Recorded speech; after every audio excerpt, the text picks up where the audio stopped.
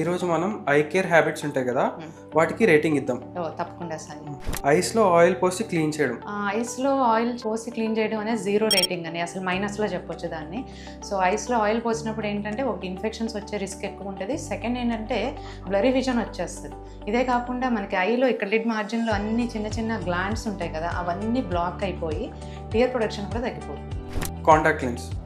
So contact lens అంటే ఒక 5 to 6 ఇవ్వచ్చు.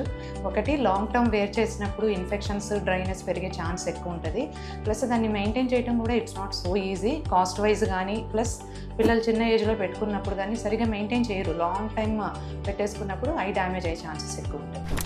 నా ఫ్రెండ్స్ కొంతమంది బ్యాడ్ బ్లడ్ పోవడానికి లీచ్ థెరపీ అంటూ ఉంటారు, దానికి ఏమంటారు?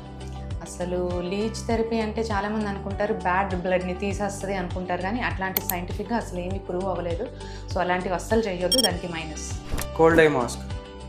కోల్డ్ ఐ మాస్క్, ఇది మనం ఒక 8 to 9 ఇవ్వచ్చు. బాగా ఐ స్ట్రెయిన్ అయినప్పుడు, ఇప్పుడు ఈ డిజిటల్ వరల్డ్లో ఐ స్ట్రెయిన్ అనేది ఎక్కువ ఉంటుంది కాబట్టి మనం లూబ్రికేటింగ్ డ్రాప్స్ అది వాడతాము. అదే కాకుండా కోల్డ్ ఐ మాస్క్ పెట్టుకున్న కంటిన్యూస్గా ఎక్కువసేపు పెట్టుకోకుండా ఫ్యూ మినిట్స్ పెట్టుకుని మళ్ళీ తీసేయాల్సి ఉంటుంది.